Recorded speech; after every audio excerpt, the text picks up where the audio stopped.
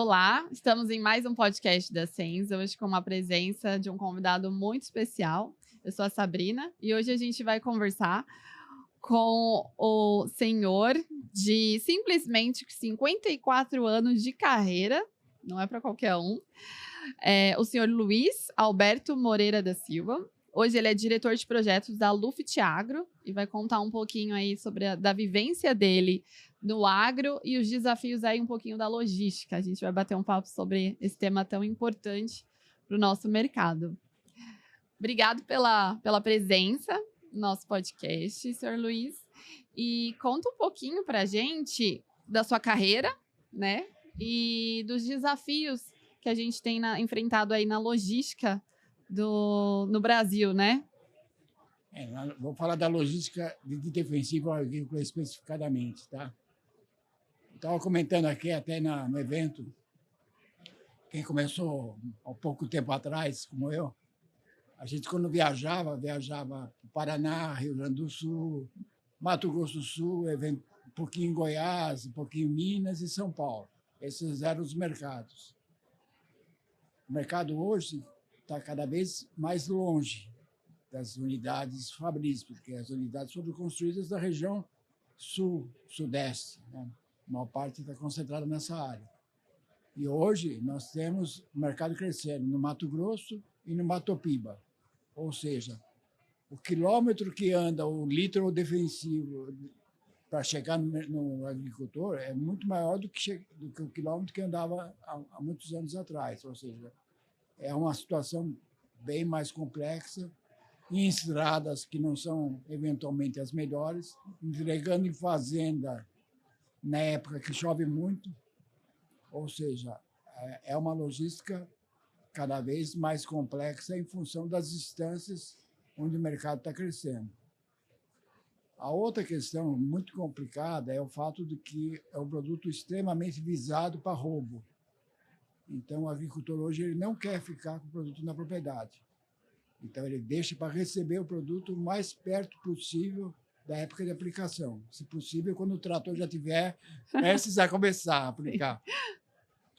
E isso também é uma complicação, porque a concentração de uso é mais ou menos a mesma, né? Se você pegar a soja, que é 50% do mercado, a época de plantio e de aplicação de produtos é mais ou menos semelhante no Brasil inteiro. Então, você tem uma concentração de uso de produto em uma determinada época do ano por um território do tamanho do Brasil.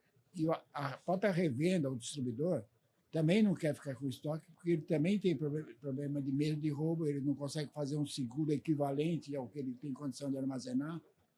Então, é uma logística que fica reprimida do ponto de vista de fato, e quando acontece da noite para o dia. Então, e todo mundo quer o produto para ontem, porque você imagina.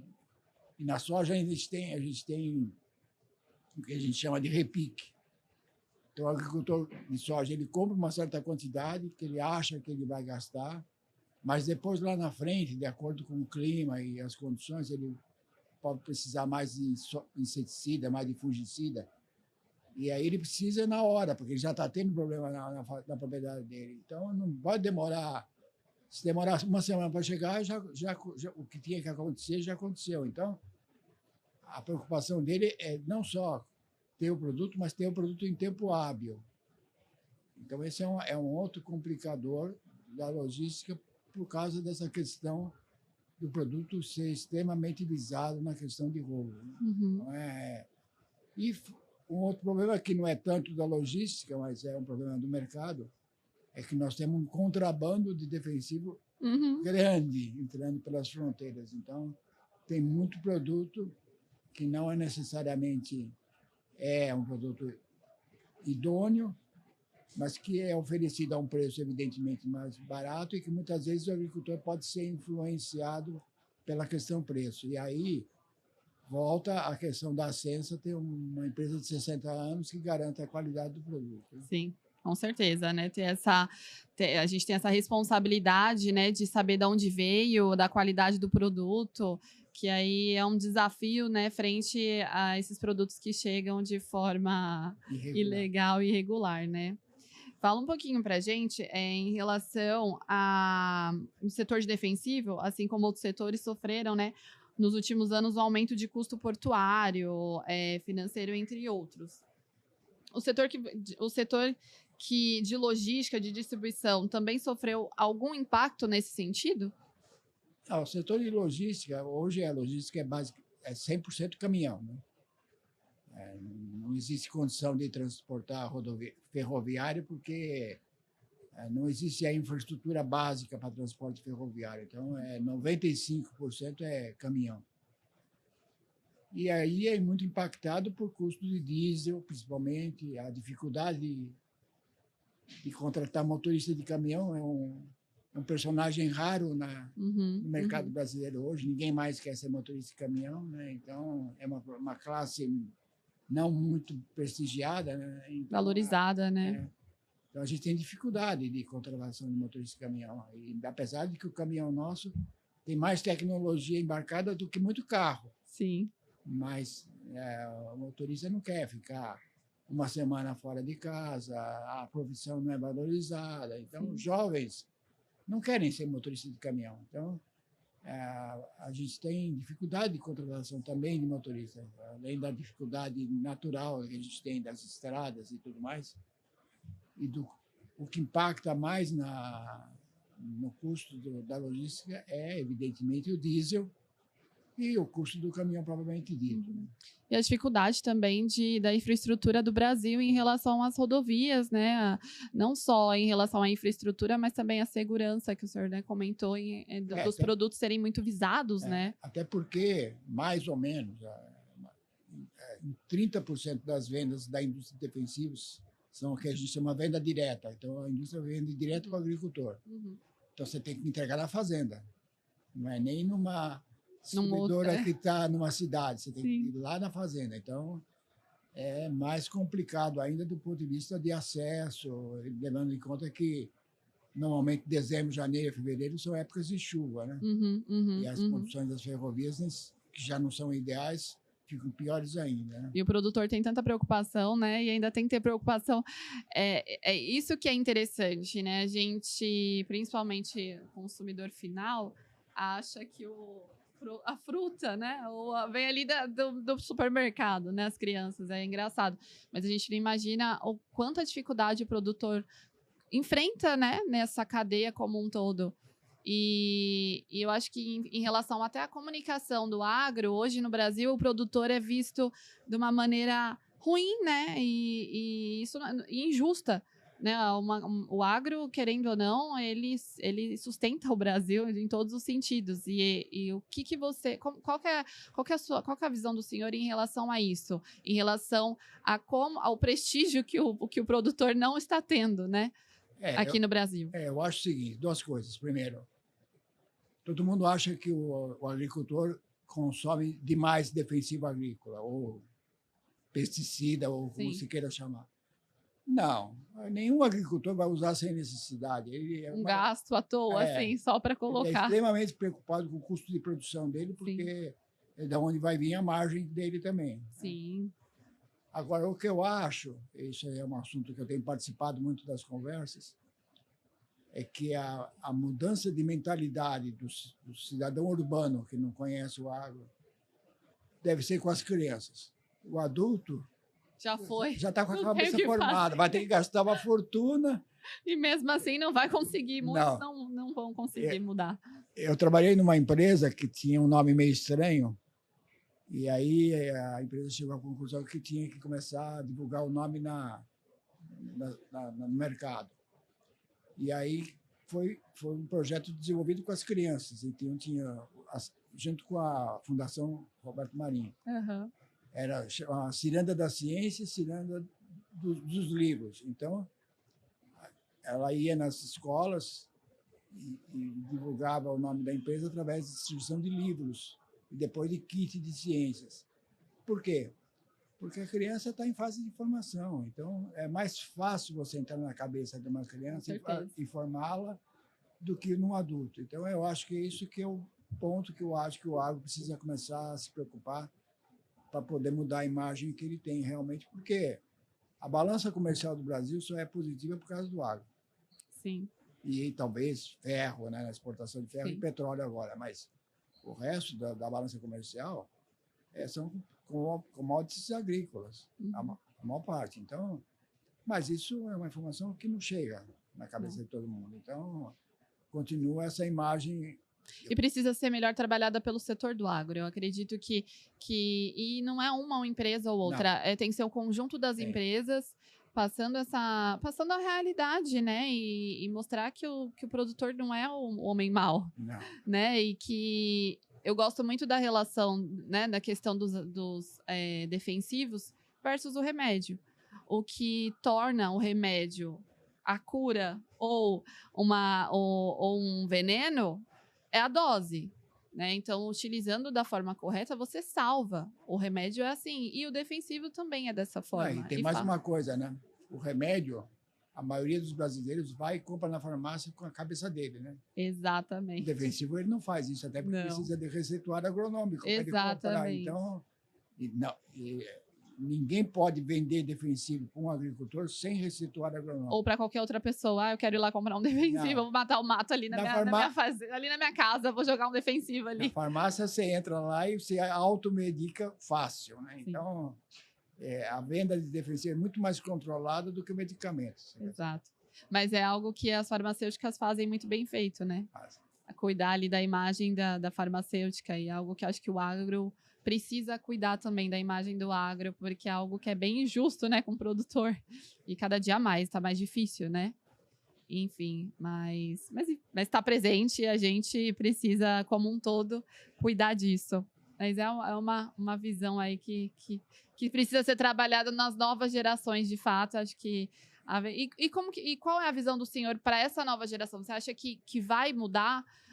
Como que o senhor tem? Não, em falar em nova geração, tem uma coisa que eu acho que é importante comentar, que diferentemente da Europa e dos Estados Unidos, a média de idade do agricultor brasileiro está caindo.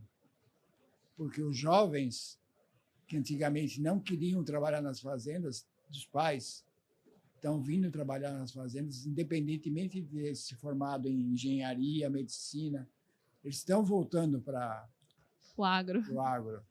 Então, a média de idade no Brasil do agricultor está caindo, diferentemente da Europa e dos Estados Unidos, que está envelhecendo. Que bom.